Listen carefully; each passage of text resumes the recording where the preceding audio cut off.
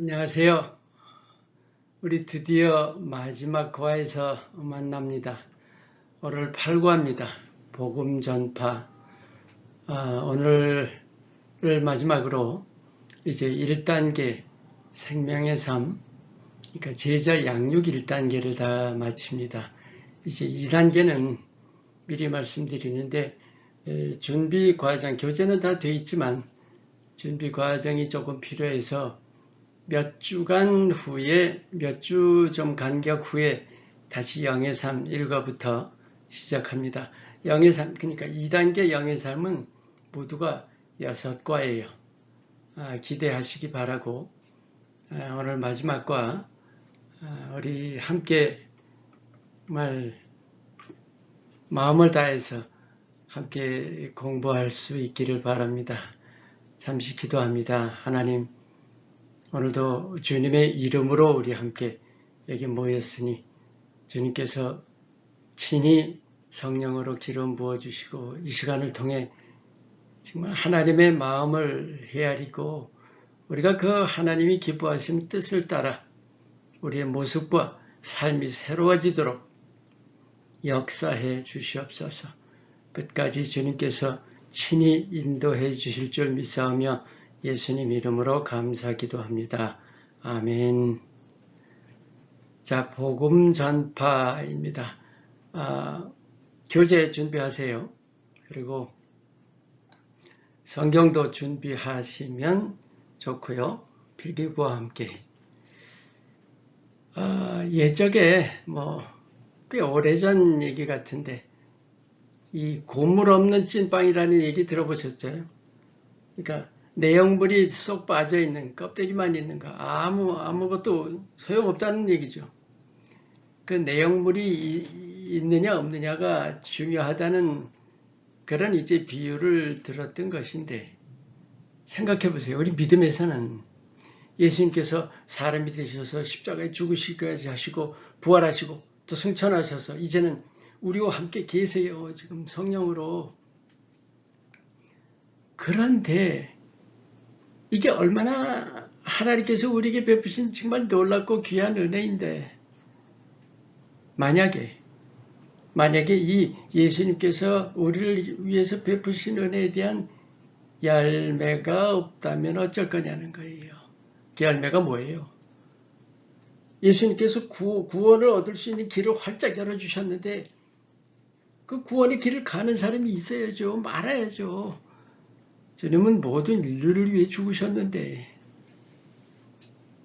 그 열매가 많아야지 된다는 거예요. 하나님께서 모든 인류를 그저 구원해 주신 것이 아니죠. 그 길이 열려 있다는 사실, 그걸 우리가 알려야 된다는 거예요.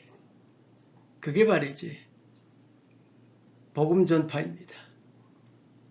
그저 우리가 나 혼자 구원받고 마는 그런 게 아니에요. 구원은 하나님께서 여러분 하나를 구원하신 뜻은 여러분을 통해서 제3자 또 다른 열매가 맺히기를 원하시는 뜻이라는 것을 꼭 마음에 새기시기 바랍니다. 자, 8과 시작합니다. 복음 전파. 복음이라는 것이 뭐냐? 로마서 1장 16절에 보시면 내가 복음을 부끄러워하지 아니하노니 이 복음은 모든 믿는 자에게 구원을 주시는 하나님의 능력이 됨이라. 여러분, 복음이라는 원어가 여기 보시면 유앙겔리온이라 헬라어입니다. 근데 유앙겔리온이라는 단어 자체의 뜻은 좋은 소식이라는 뜻입니다. 근데 어떤 소식일까요? 바로 이 로마서 1장 16절 말씀대로예요. 모든 믿는 자에게 구원을 주시는 하나님의 능력이라. 그게 바로 좋은 소식이죠. 그러면 우리가 그 좋은 소식이라는 것에 구체적인 정말 실제적인 내용이 뭘까 하는 걸 한번 봐요.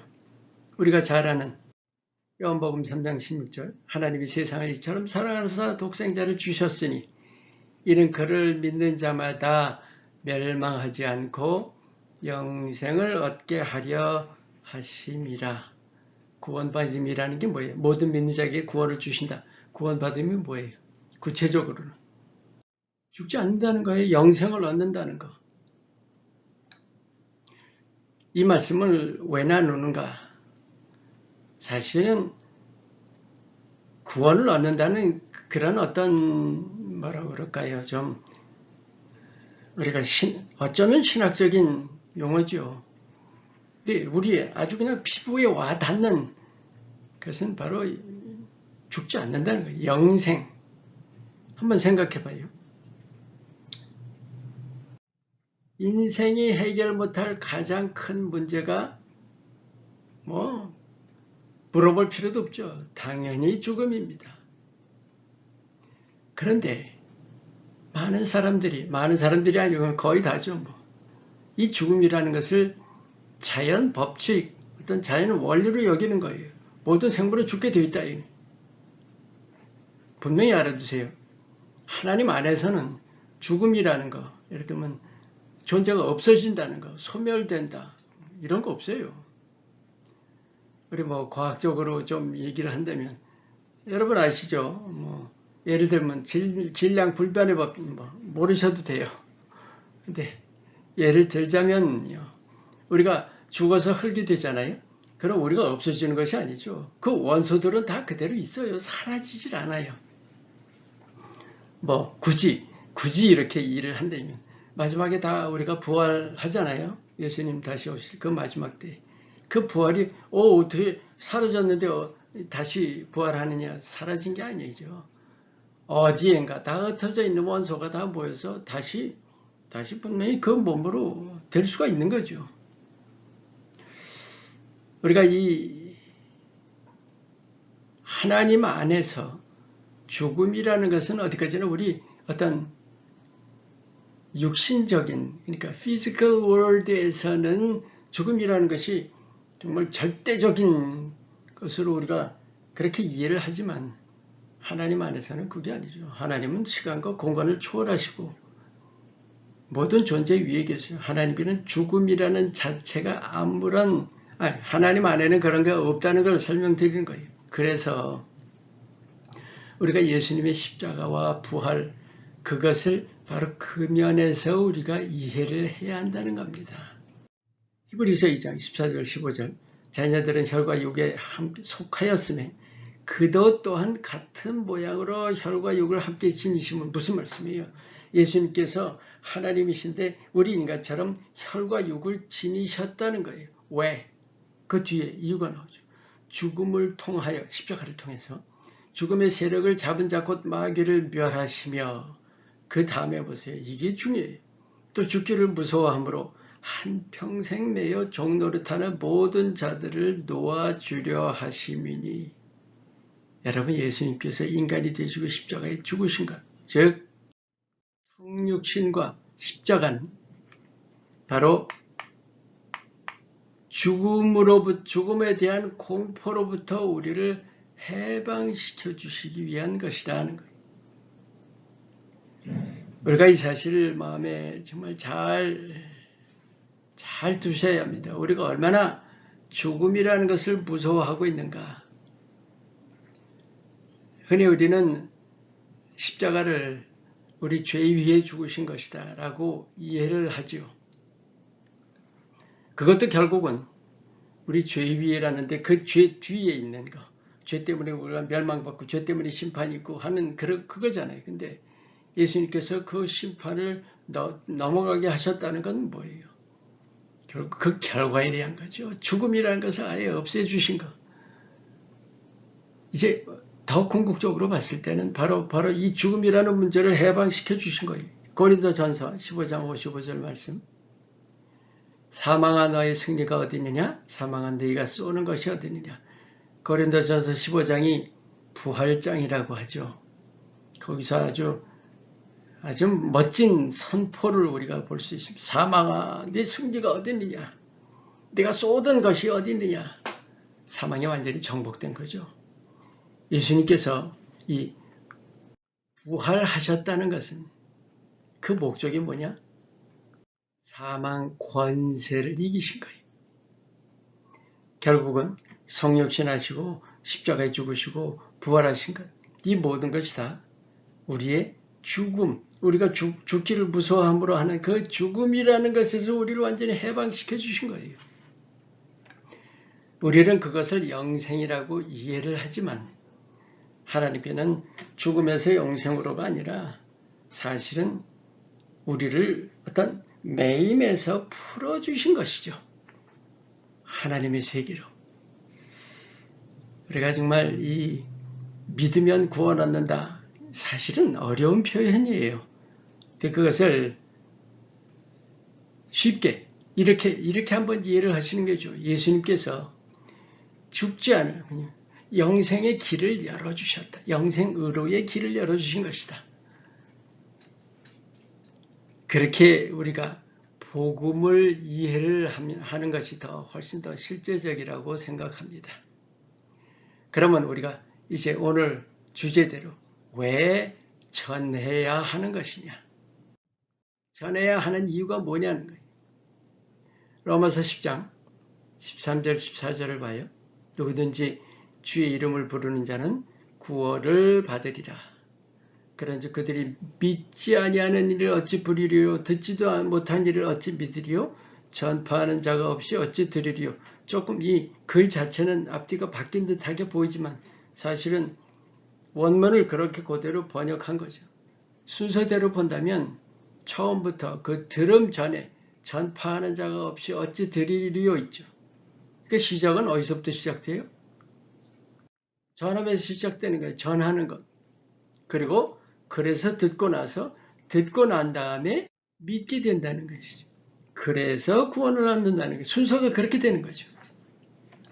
결국은 복음 전파는 바로 전함의 단계입니다. 전함이 없다면 구원도 없는 거예요. 우리가 이 사실을 알아야 돼요. 자, 이제 하나님께서 계획하신 그 궁극적인 내용 한번 봐요. 우리가 잘 알아요. 참 여러 번 나눴어요. 창세로부터 하나님 하시는 일이 뭔가요? 하나님 나라의 백성을 모아가고 계시는 거예요. 그런데 이 하나님 백성 모으는 일을 하나님께서 스스로 하실 수가 없다는 사실이에요.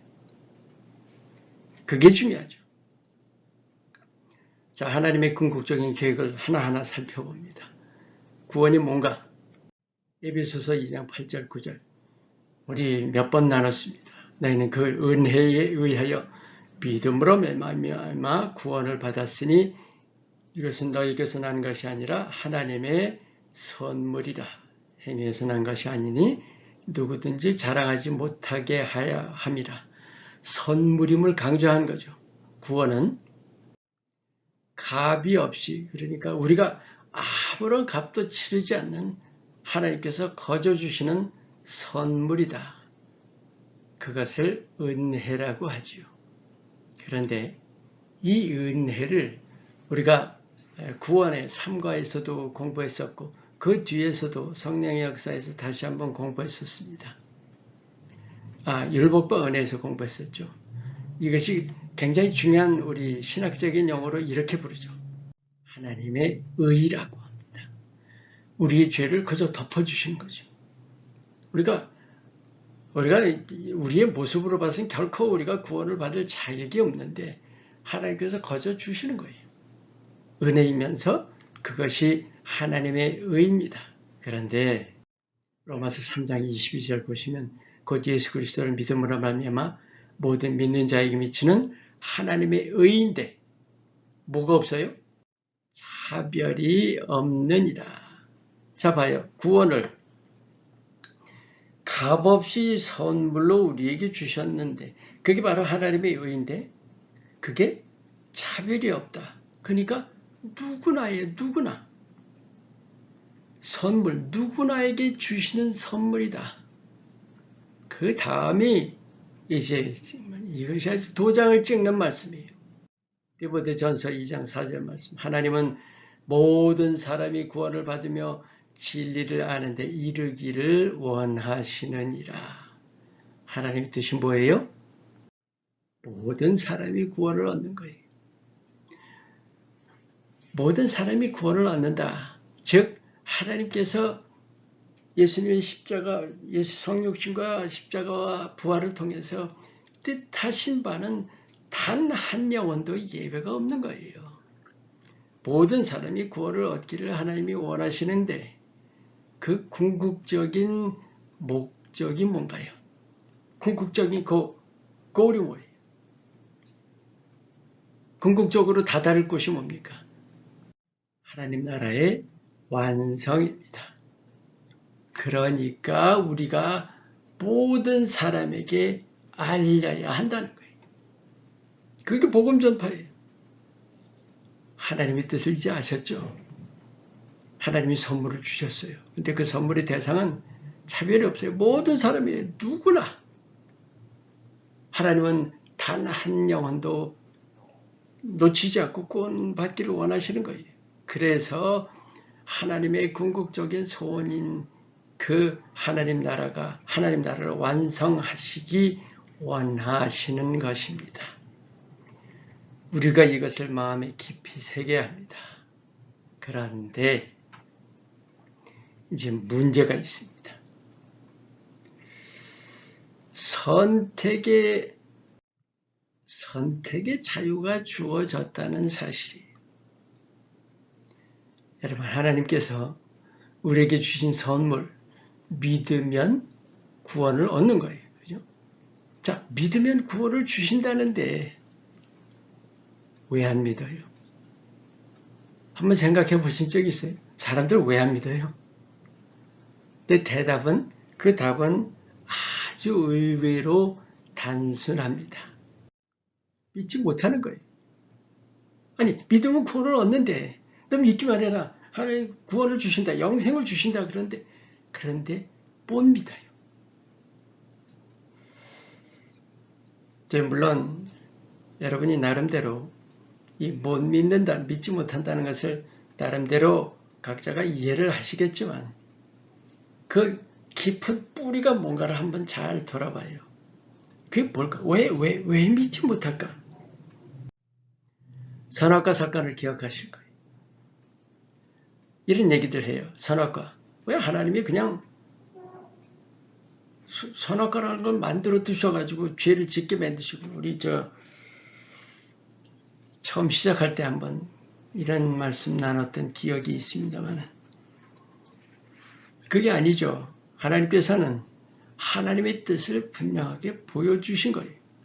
창세기 2장 보세요. 16절, 17절. 여호와 하나님이 그 사람에게 명하여 이르시되 동산 각종 나무의 열매는 네가 임의로 먹되. 보세요. 모든 것을 다 주셨잖아요. 다 먹어라.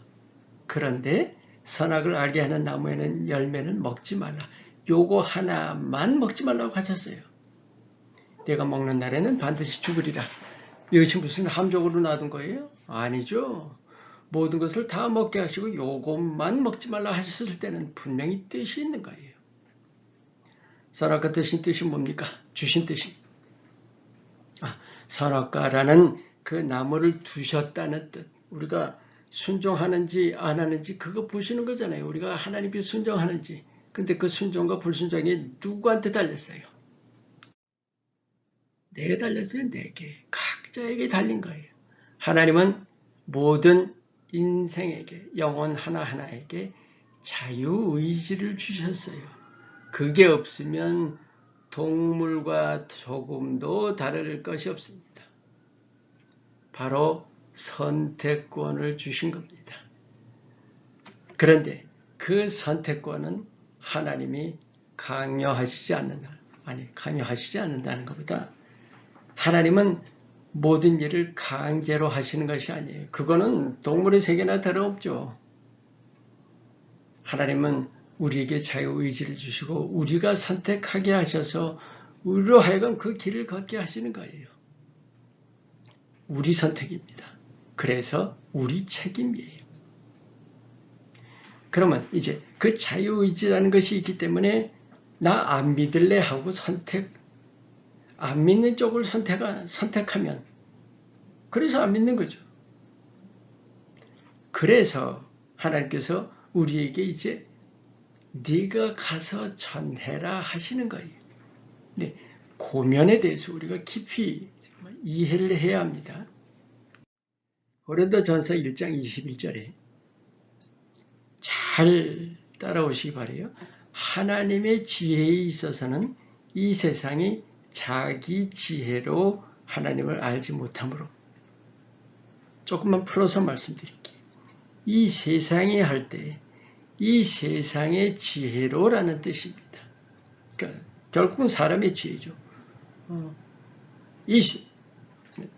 우리가 이 땅의 지혜라고 좀 이해를 합니다.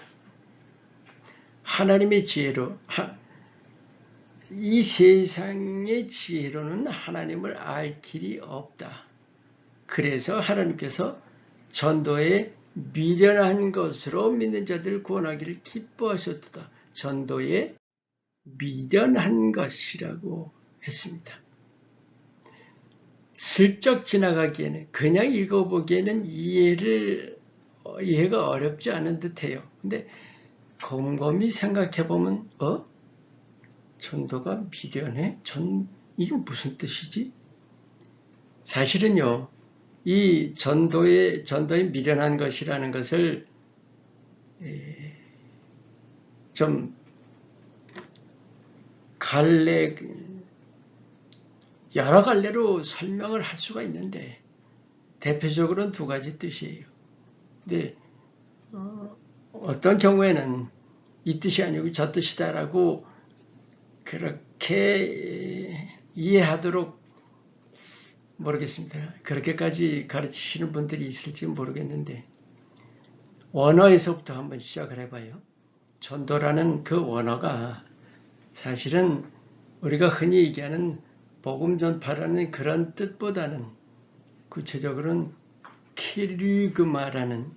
케리그마입니다. 케리그마가 그 뜻이 뭐냐? 선포라는 뜻이에요. 선포. 근데 그 선포라는 그 자체, 선포라는 행위라는 그 뜻도 있지만 선포하는 메시지라는 뜻도 있어요. 우리가 흔히 설교를 케리그마라고 그렇게 이해를 하죠. 제가 알기로 어떤 성경 이름도 제가 가지고 있는 성경도 그거예요. 케리그마 성경. 이렇게 저기 보시면 이제 성경 구절에 이렇게 설교 아이디어 같은 걸 이렇게 담아놓은 것들이 있어요. 어쨌든 자, 케리그마가 예를 들어서 그걸 설교로 우리가 이해를 한다고 그래요.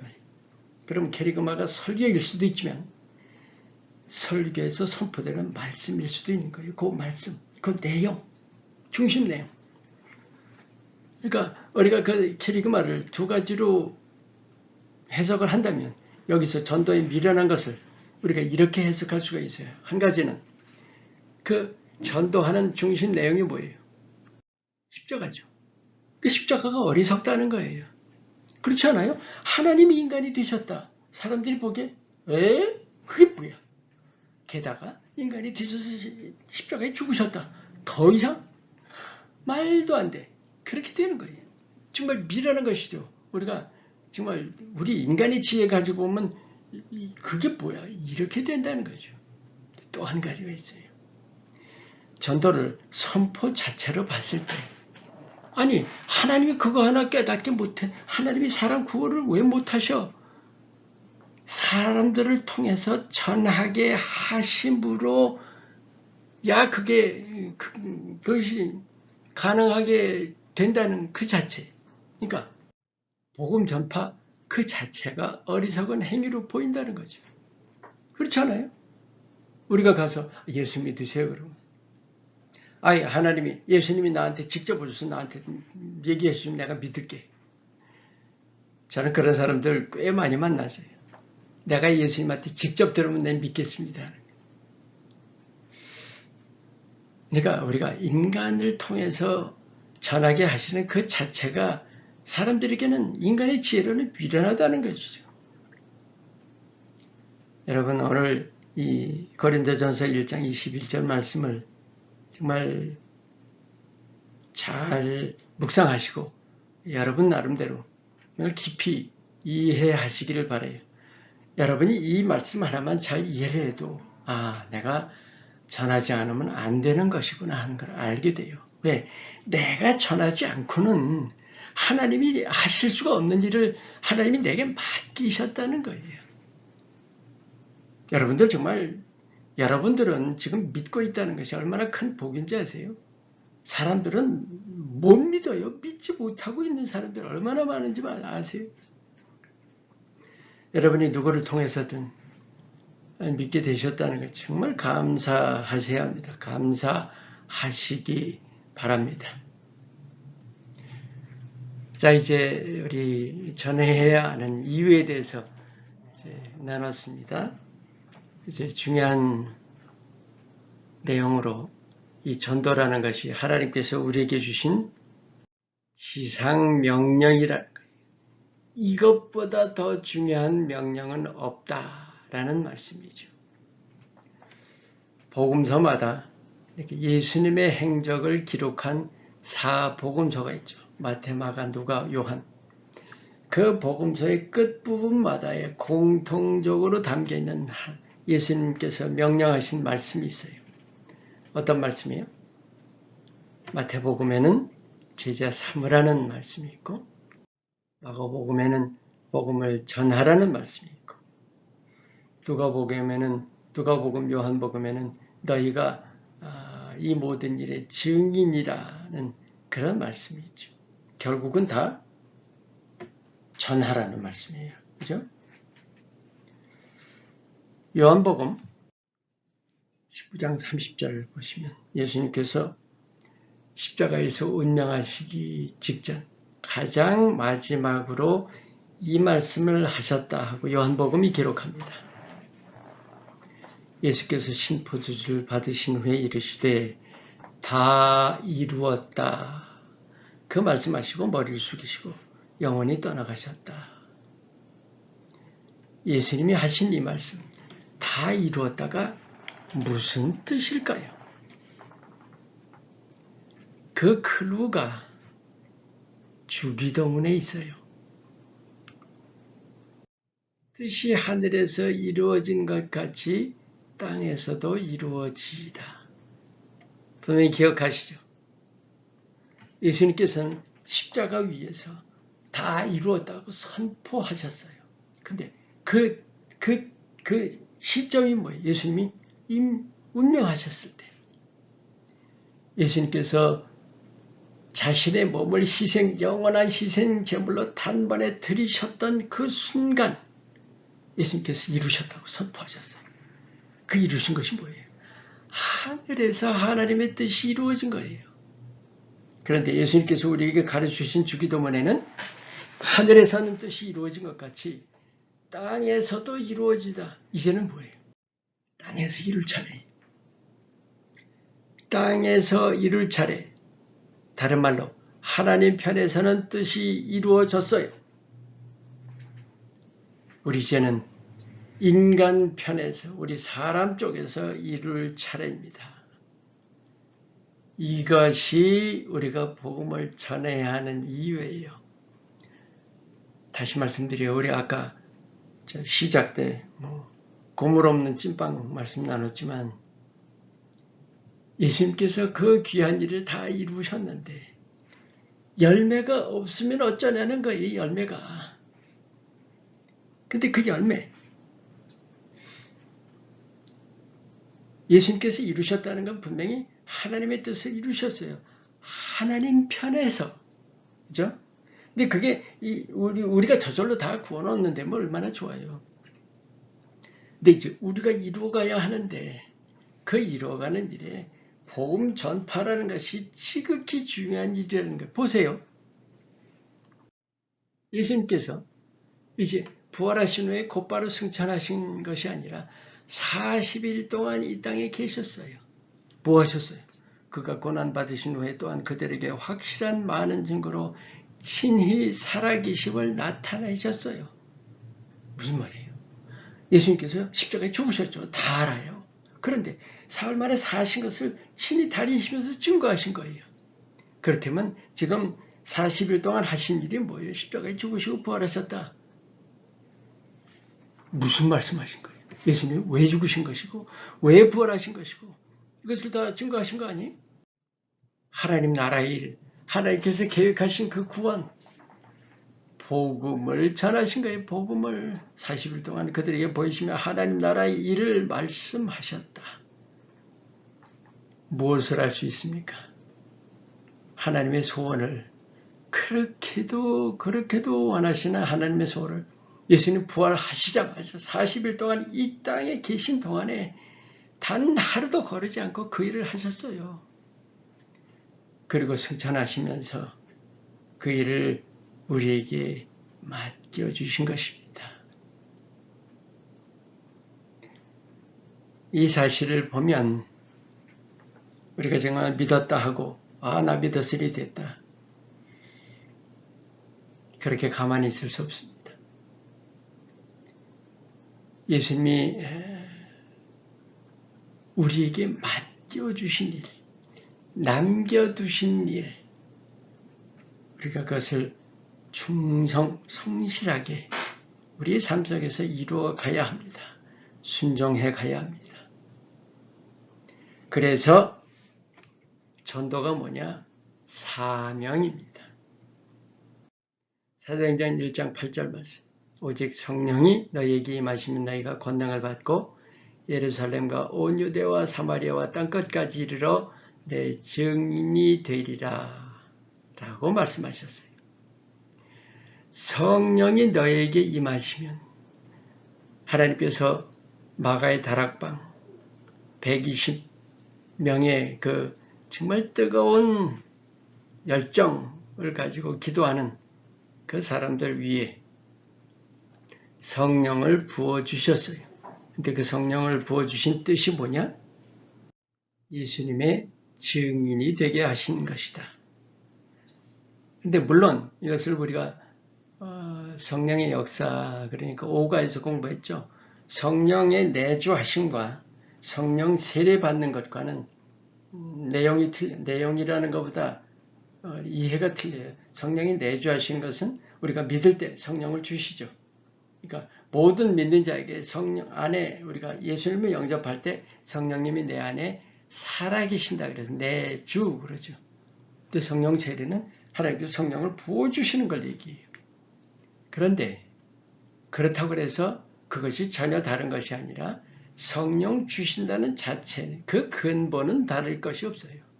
근데 그 근본에 물론 성령 주시는 것은 우리가 성령의 역사에서도 여러 가지 성령이 하시는 일을 다 봤지만 그 중에 하나가 뭐였어요? 굉장히 중요한 거죠. 그리스도의 증인이 되는 거예요. 다른 말로 그리스도의 증인이 되게 하시려는 것이 바로 성령을 주신 뜻이에요.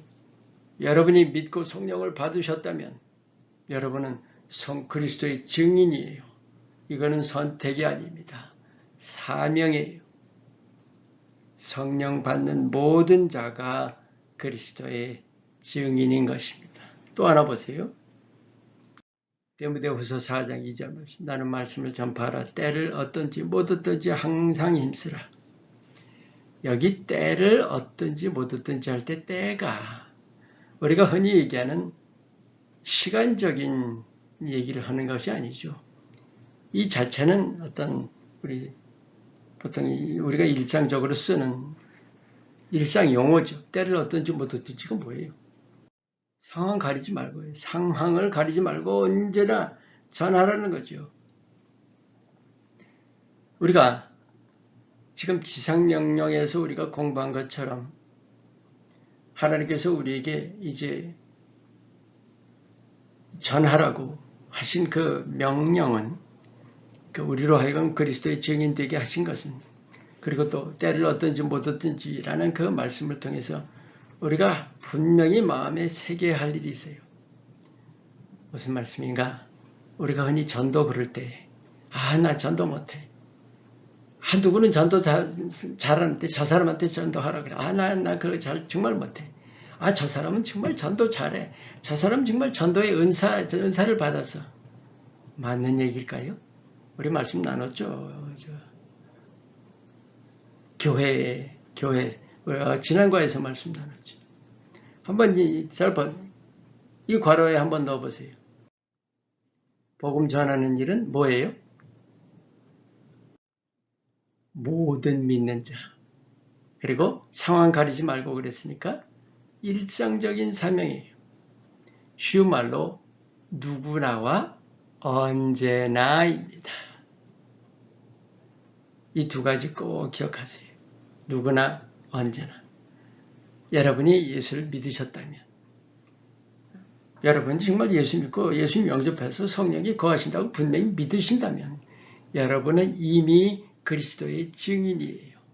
이건 부인해도 소용없어요. 여러분이 만약에 부인하신다면 여러분은 지금 불순종하고 있는 것뿐이에요. 하나님 뜻을 거역하고 있는 것뿐이에요. 우리 누구나 그리스도의 증인인데 그 그리스도의 증인이라는 것은 무슨 뜻이냐? 누구나 대상을 가리지 않고 언제나 복음을 전해야 하는 거예요. 그게 그리스도의 증인의 삶이요 역할이요 일입니다. 마음에 잘 새기시기 바랍니다. 우리 다음 페이지로 넘어갑니다. 이제 그럼 그 복음 전파의 대상과 범위를 돌아봅니다. 조금 아까 봤던 사도행전 1장 8절 말씀 봐요. 오직 성령 나에게 임하시면 권능 받고 이제 지역이 나옵니다. 시작이 예루살렘에서 시작하죠. 물론 예수님 십자가에 죽으시고 부활하신 것이고 바로 그것이 바로 복음이 시작된 것이죠. 그래서 예루살렘, 그 다음에 예루살렘보다 조금 더 넓은 데가 유대죠. 근데 유다보다 더 넓은 건 이제 북쪽 지역까지 다 커버해서 온 이스라엘을 얘기하는 온 유대와 사마리아와 그 다음에 사마리아를 이제 이스라엘을 벗어나면 그 다음에 다 모든 외국이에요. 그것을 가리켜서 땅끝까지 이르러 내 증인이 되리라. 땅끝이 무슨 뜻일까요? 전 세계예요. 전 세계. 무슨 뜻이에요? 구석구석 전 세계라고 했을 때 땅끝이라는 그 end of the earth라고 되어 있는 것은 정말 구석입니다. 구석구석. 그런데 한 가지 더 있어요. 마가복음 16장 15절에 온 천하에 다니며 만민에게 복음을 전파하라. 여러분 온 천하 할 때 우리가 흔히 아는 세상이라는 뜻입니다. 그러니까 온 천하에 다니며 만민에게 복음을 전하라. 여기 지금 만민이라는 뜻이 뭐냐면요. 우리가 흔히 알기 모든 사람이라고 이렇게 들리지만 실제 원어는 every creature예요. 그러니까 구체적인 실제적인 의미는 한 사람 한 사람이에요. 온 천하에 다니며 한 사람 한 사람에게 복음을 증거하라는 뜻입니다. 다른 말로 마지막 한 영혼까지라는 거예요. 마지막 한 영혼까지. 여기 둘 보세요. 그러니까 이 땅의 구석구석까지 이르러서 마지막 각 사람, 결국은 어느 영혼도 예외가 없이 복음을 전하라 하는 것이죠. 이제 그럼 우린 이런 생각을 해요. 아이고, 실제적으로 그게 과연 가능한가? 그걸 위해서 우리가 한 가지 꼭 이해해야 할 것이 있어요. 여러분이 성경을 아시고 또 여러분이 믿음 생활을 어느 정도 하셨으면 여러분의 머릿속에는 많은 크리스찬들의 머릿속에는 예수님의 명령이 이렇게 두 가지로 좀 뭐라 그럴까 분류가 돼 있다고 할까요? 하나가 대계명, 또 하나가 대사명. 하나는 사랑에 대한 것이고 사랑하는 것에 대한 것이고 하나는 복음 전파에 대한 거예요. 하나는 내 하나님을 내 힘을 다해 마음을 다해 뜻을 다해 목숨을 다해 사랑하라는 그 가장 큰 계명과 또 하나가 내 이웃을 내 몸같이 사랑하라는 그것이 가장 큰 계명으로 우리가 이해를 하고 있고 대사명을 뭘로 이해를 해요? 복음 전파로 대사명으로 기억하고 있는 거죠. 그런데 우리가 율법과 은혜에서 사과에서 공부했지만 요한복음 13장 34절에 예수님께서 그러니까 내 이웃을 내 몸같이 사랑하라는 그 레위기에서 율법에서부터 내려온 그 율법을 완전히 바꾸셨어요. 그죠? 새 계명을 너에게 주노니 서로 사랑하라. 이제는 내 이웃을 내 몸같이라고 안 하시고 서로 사랑하라는데 그 서로 사랑을 어떻게 내 몸같이가 아니라 내가 너희를 예수님께서 우리를 사랑한 것 같이 서로 사랑하라 하셨던 거예요. 그게 새 계명이죠. 내가 너희를 사랑한 것 같이 너희도 서로 사랑하라. 자, 이것이 대계명이에요. 새 계명으로 주신 거예요. 그런데 여러분이 잘 아시는 이른 양 한 마리의 비유가 있어요. 누가복음 15장 7절 말씀. 예수님께서 이 이른 양 한 마리의 비유를 들으시면서 이 말씀을 하십니다. 내가 너에게 이르노니 이와 같이 죄인 한 사람이 회개하면 하늘에서는 회개할 것 없는 의인 99으로 말미암아 기뻐하는 것보다 더하리라. 예수님께서 하신 말씀이 뭐예요? 한 영혼이 그렇게도 귀하다는 거 아니에요. 한 영혼을 우리에게 주신 말씀을 한 영혼을 귀히 여기라. 왜? 하나님께서 한 영혼을 그렇게도 귀히 여기신다. 여러분 대계명이죠. 너희도 서로 사랑하라는 그 계명과 한 영혼을 귀히 여기라가 두 가지가 뭔가 좀 네이처가 다른 두 가지 명령이에요. 생각해 보세요. 같은 거예요. 같은 거.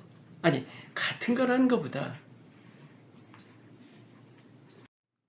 두 개가 따로따로가 아니고 별개가 아니라 대계명과 대사명은 하나다. 하나다. 여러분 이 사실 정말 마음에 잘 새기세요. 그러니까 제가 이제 뭐라고 할까요? 제가 하나님을 제대로 믿고 나서부터 목회자 되기 전에는 저는 뭐 말할 것도 없고 제가 이제 암 치료받고 나서 신학교 들어가고 했으니까요. 근데 그 당시만 해도 저는 완전히 사랑이라는 계명과 또 복음 전파라는 사명은 완전히 따로따로라고 생각을 했었어요. 그럴 수밖에 없죠. 생각해보세요. 사랑하라는 것과 복음 전파를 어지간해서는 그 연결이 되기가 쉽지 않았어요. 그런데 목회 사역을 쭉 하면서 너무나 깊이 아주 깨닫게 됩니다. 둘은 하나예요. 영혼 사랑. 그러니까 사랑이라는 것이 없이는 전도 못해요. 말씀드리기가 좀 뭐합니다만은 우리가 복음 전한다는 그 바탕이 바로 사랑입니다. 이게 중요해요. 이게. 그게 너 복음 전에 어떤 주님께서 명령하셨다는 그 명령에 순종한다는 의미로 가지고 그냥 전하라고 하시니까 나 전에 예수 믿어. 그게 아니라고요. 자, 넘어갑니다. 근데 이제 복음 전파에 굉장히 우리가 반드시 알고 있어야 할 굉장히 중요한 진실이 한 가지가 있어요. 마태복음 24장 14절을 이 천국복음이 모든 민족에게 증언되기 위하여 온 세상에 전파되리니 그제야 끝이 오리라. 여러분 이 천국복음 모든 민족에게 할 때 이 민족은 고유한 거예요. 모든 민족에게 할 때 민족 그러니까 우리가 흔히 얘기하는 트라이브라는 뜻이 있죠. 그러니까 족속들 나라가 아니에요. 이거는 분명히 어떤 고유의 종족이에요. 피가 다른 거. 쉽게 얘기해서 문화가 다른 거예요. 고유의 문화. 그 모든 민족이 증언되기 위하여 그 다음에 온 세상인데 이 온 세상이 바로 땅이라는 뜻입니다. 근데 그 땅의 의미가 뭐냐?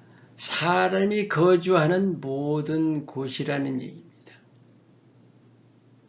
자, 이 두 가지를 제가 조금만 풀어서가 아니라 이 두 가지에 담긴 뜻을 한번 보세요. 모든 민족이라는 뜻으로 본다면 어떤 고유한 문화, 모든 문화를 가진, 다른 말로 언어가 다르다면 그 언어 각각 다른 데마다 복음이 전파되어야 한다는 그런 뜻이죠. 또 온 세상, 사람이 살고 있는 구석, 닿지 않은 데가 없는 구석구석이 다 닿아야 된다는 게 복음 전파가 그제서야 끝이 온다. 그게 바로 종말입니다. 여러분 이 말씀이 우리가 정말 마음에 둬야 하는 것은 우리가 복음 전파하는데 그냥 주위 사람들만이 아니라 정말 이 세상의 구석구석까지 미쳐야 한다는 거. 여러분 성경 번역이라는 것이 왜 중요한지 아세요? 자, 구석구석까지 미치기 위해서는 어떻게 돼요? 우리가 알고 있는 언어 가지고는 한국이나 뭐 영어나 그 여러분이 알고 있는 언어 외에 우리가 어떻게 전파할 수가 있어요? 각 종족, 그러니까 문화가 다르다면 그 다른 언어, 각 민족, 서로 고유한 문화, 일종의 어족이라고 할까요? 그런 민족에게 그들을 각각의 언어로 전해야 하는 거죠. 그래서 성경 번역이 그리도 중요한 겁니다. 글쎄요, 지금 뭐 80%가 됐다, 뭐 그렇게 얘기들을 하는데, 제가 들은 바로는 그런데 어느 정도까지 번역이 됐는지는 모르겠습니다. 정말 구석구석에서 성경 번역에 힘쓰는 모든 분들 정말 축복합니다. 얼마나 힘든 일을 정말 삶을 바쳐서 하고 있는지 몰라요. 자, 이제 한 가지 더 사람들이 복음 전파와 잘 이렇게 연관을 짓지 않는 일이 하나가 있어요. 상급입니다. 상급.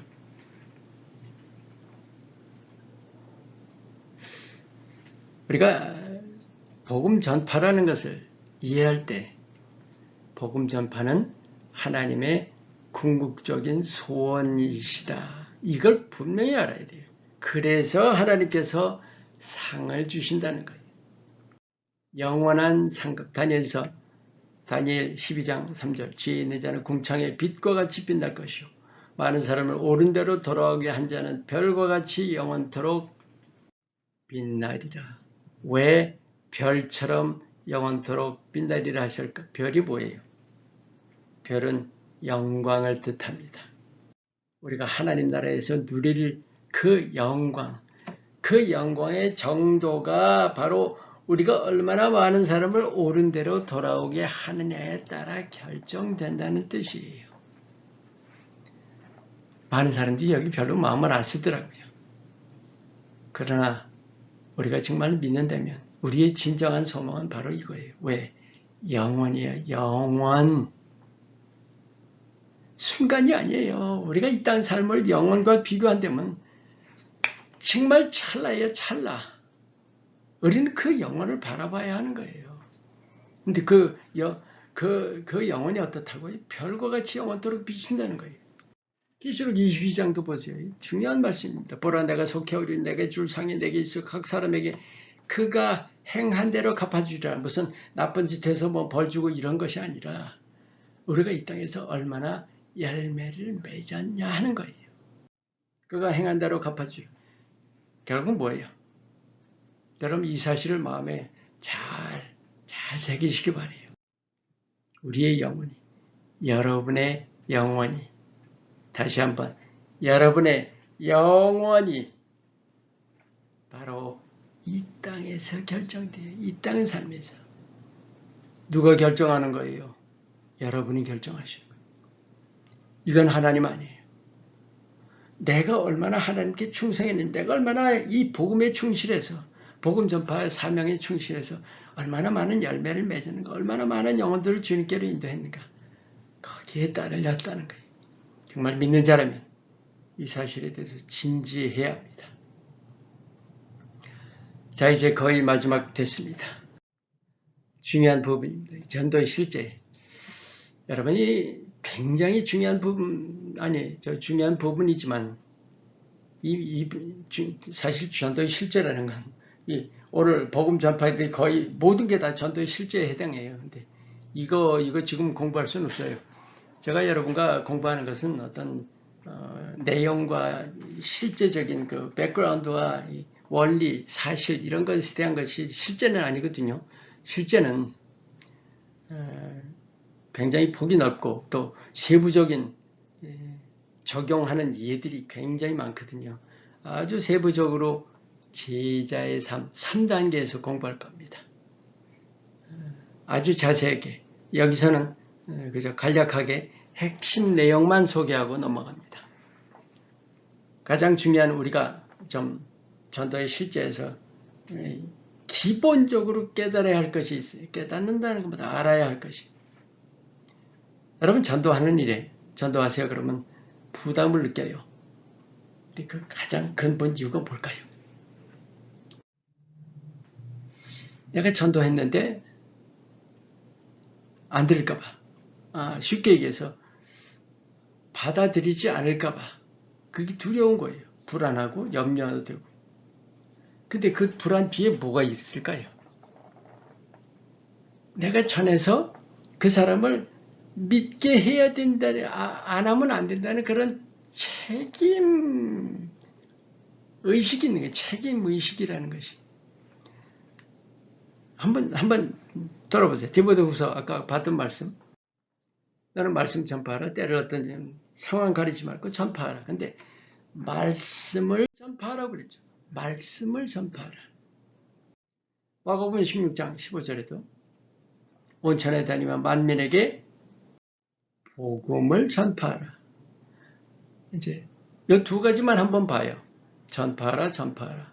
여기 지금 누구를 구원해라 이런 뜻은 없죠. 일단은 이렇게 설명드릴게요. 영혼을 구원할 책임이 아니라는 거예요. 책임. 우리에게 주신 것은 뭐냐면 전해라는 사명이에요. 전하라. 사실은요. 여러분 영혼을 변화시키는 것은 내가 아무리 설득을 잘하고 아무리 지혜롭고 아무리 그렇더라도 실제로 성령께서 함께 역사해 주셔야 하는 거예요. 하나님이 홀로 하실 수도 없고 또 우리가 스스로 우리 재주 가지고 우리 지혜 가지고도 다 안 돼요. 분명히 성령이 하실 부분이 있어요. 그런데 가장 중요한 건 뭐냐? 우리가 가서 전해야 된다는 거예요. 그게 말씀을 전하건 복음을 전하건 전한다는 것이 중요해요. 그런데 우리가 생각할 때 자꾸 영혼을 구원해야 할 책임이라는 그 짐을 가지고 전하는 거예요. 짐이 있기 때문에 아예 시작도 못해요. 전하지 못한다는 거예요. 내가 전해봐야 소용없으면 어떠나 하는 거예요. 근데 그게 아니에요. 전하라는 거예요. 전하라. 물론 우리가 조금 이따 보겠지만 마태복음 마지막에도 너희는 모든 족속으로 제자를 삼아 하는 그 말씀이 있죠. 근데 그 말씀도 사실은 구원이라는 자체보다는 제자 양육이라는 것에 초점을 맞추고 있다고 볼 수 있어요. 제가 여러분과 말씀드리는 것은 그러니까 성경이 이렇다라고 지금 제가 못을 박는 건 아닌데 우리가 그 책임의식이라는 것에서 좀 해방되라는 거죠. 전할 책임입니다. 전할 책임. 그래서 우리는 가서 어떤 이 사람을 구원해야 되는, 물론 영혼 구원의 어떤 열정을 가지고 다가가야죠. 근데 중요한 것은 전할 의무를 주셨다는 거예요. 한 가지 또 우리가 생각해 봐야 할 일이 있는 것이 받는 사람의 자세 있죠. 우리가 전한단 말이에요. 근데 우리가 아무리 열심히 전한다고 그래도 그 사람이 어떻게 받는가 하는 거기에 대한 관심도 우리가 가져야 돼요. 그래서 이 면을 한번 우리가 봐야 된다는 거죠. 사도행전 14장 9절에 보죠. 바울이 말하는 것을 듣고는 바울이 주목하여 구원받을 만한 믿음이 그에게 있는 것을 보고 나면서 걷지 못하는 자에 대해서 지금 일으켜주는 치유하는 그 장면에서 바울이 봤는데 그 사람 안에 구원받을 만한 믿음이 있는 것을 보았다. 여러분 이게 뭘까요? 구원받을 만한 믿음이라는 게 고구마 전도왕이라는 얘기 혹시 기억하세요? 꽤 오래전 얘기인데 찔러보면 안다 그래요. 이렇게 찔러보면 어느 정도 익으면 그 찔러본다는 게 뭘까요? 그러니까 전할 때 아무리 전혀 익질 않아서 아무리 전해도 소용없는가 하면 이렇게 찔러면 벌써 푹 하고 들어가는 그런 예를 이제 정말로 오래전에 들었던 기억인데 그 잘 익고 안 익고 하는 그 내용이 뭘까 하는 거예요. 두 가지 전제가 있어요. 하나는 절대자라는 절대자의 존재를 이렇게 의식하는 거 있죠. 사람마다 하나님, 신, 아유, 나 그런 거 안 믿어. 이런 사람이 있어요. 아예 문을 닫아 걸어 잠근 사람들이 있죠. 그런데 하나님을 믿고 안 믿고를 떠나서 어떤 신, 절대자 그런 존재에 대해서 거절 못하는 사람들이 있어요. 그 마음 바탕이 있어야 한다는 것을 이제 이렇게 표현을 합니다. 하나님을 경외하는 것. 또 하나가 있어요. 자신의 죄인됨을 시인하는 것. 꼭 죄인이 아니더라도 자신의 연약함, 보잘것없는 모습 그런 것들 모두 다 총칭해서 말씀드립니다. 이 두 가지가 아까 내가 어떤 복음을 전할 때 받는 사람 마음 자세 있죠. 자세 그 바탕 이게 중요해요. 이게 이 두 가지. 그러 결국은 이 두 가지가 다 합쳐서 결국 뭘까요? 겸손이에요. 겸손. 결국은 겸손입니다. 구원은 겸손한 자의 것입니다. 믿음도 겸손한 자의 것이에요. 여러분이 믿고 구원 얻으셨다. 정말 다시 말씀드립니다. 여러분 복 받으셨어요. 자, 이제 중요한 거. 이게 정말 중요한 또 하나 관계 전도라는 것이 있어요. 고린도전서 9장 19절에서 22절까지인데 한번 제가 조금 천천히 읽어볼 테니까 잘 따라오세요. 내가 모든 사람에게 자유로우나 스스로 모든 사람에게 종이 된 것은 여기 중에 더 많은 사람을 얻고자 함이라. 여기 사람을 영혼으로 보시면 돼요. 더 많은 영혼을 얻고자 함이라. 유대인들에게 내가 유대인과 같이 된 것은 유대인들을 얻고자 함이라. 그렇죠? 율법 아래 있는 자들, 내가 율법 아래 있지 않는데 율법 아래 있는 자가 같이 된 것은 율법 아래 있는 자들을 얻고자 함이라. 또 율법 없는 자에게는 내가 하나님께는 율법 없는 자가 아니요 도리어 그리스도의 율법 아래 있는 자이나 율법 없는 자같이 된 것은 율법 없는 자들 또 얻고자 함이라 그랬죠. 또 약한 자들에게 내가 약한 자와 같이 된 것은 약한 자들 얻고자 함이라. 내가 여러 사람에게 여러 모습이 된 것은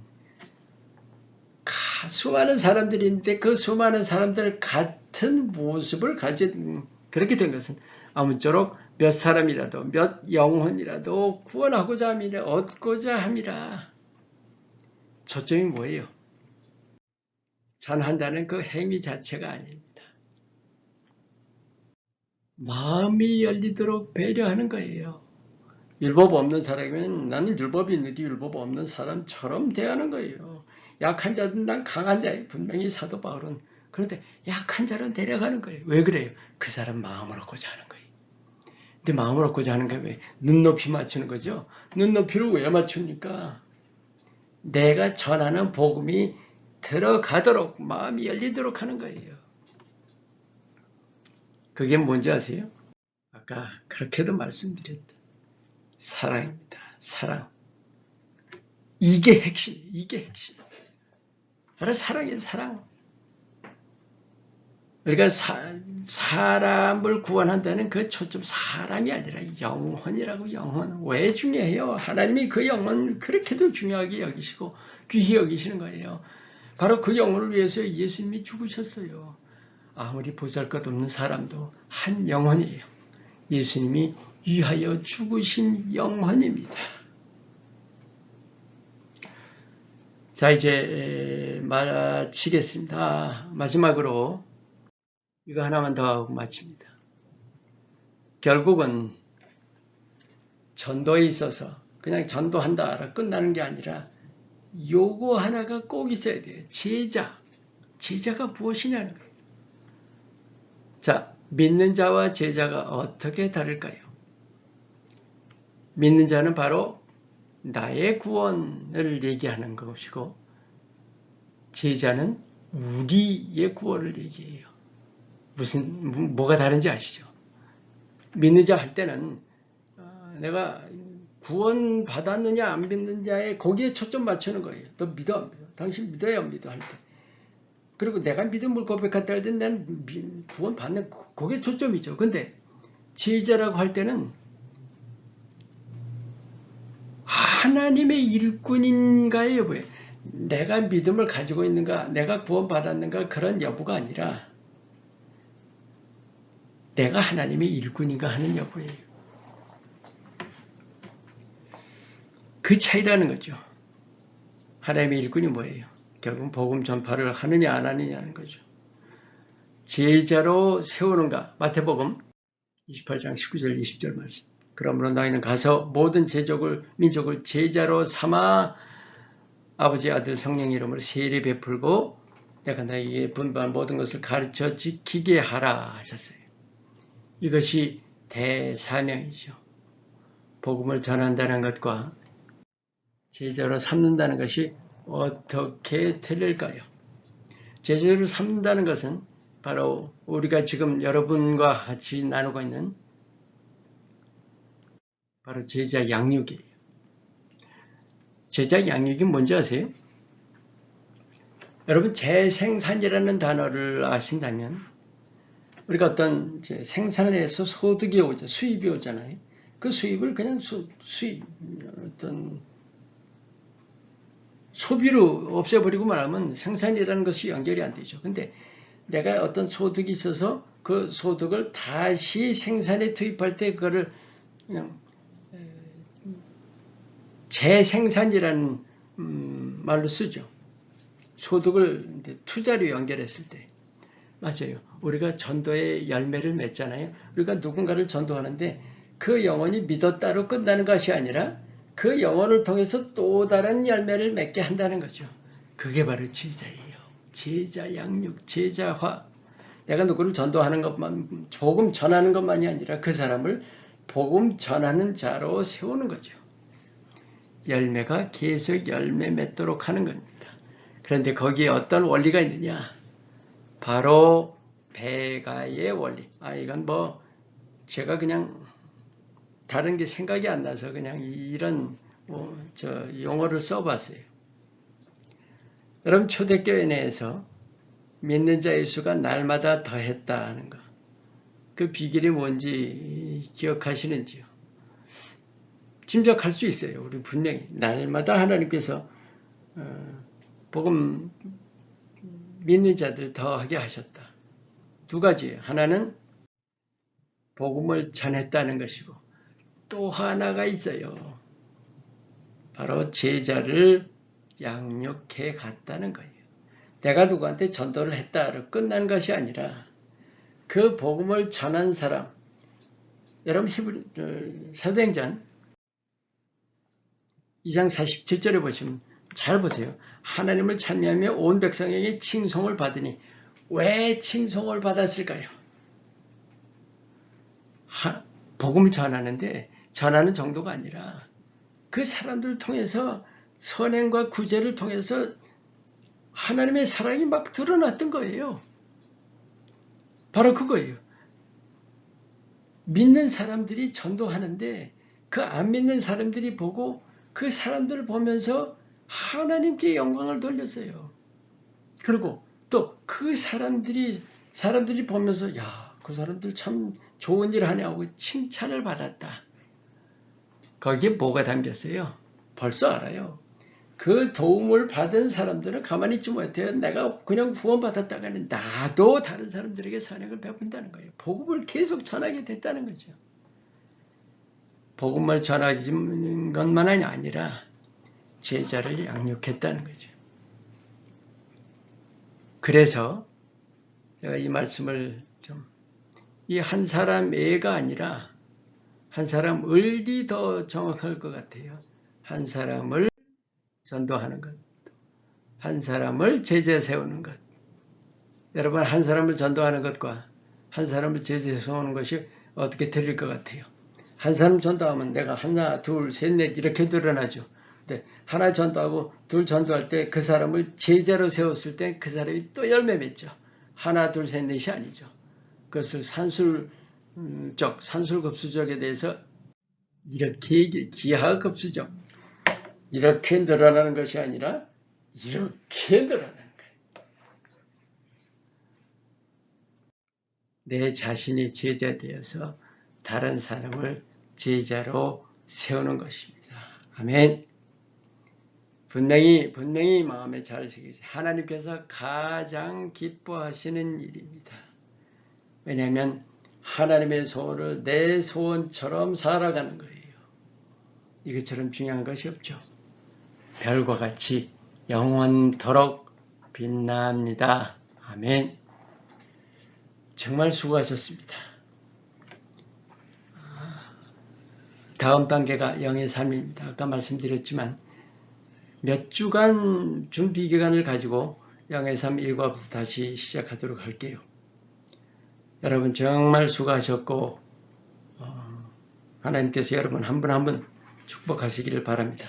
잠시 기도합니다. 하나님, 8과 마칩니다. 우리 성실하게 한과 한과 성실하게 함께한 우리 교우들, 성도들 하나하나 정말로 마음을 다해 축복합니다. 주님 하나하나 위에 안수하시고 성령으로 충만케 하시고 오늘 공부한 것처럼 복음의 일꾼으로 살아가도록 축복하옵소서. 예수님 이름으로 축복합니다. 아멘. 감사합니다. 다음에 또 봬요. 곧 뵙겠습니다.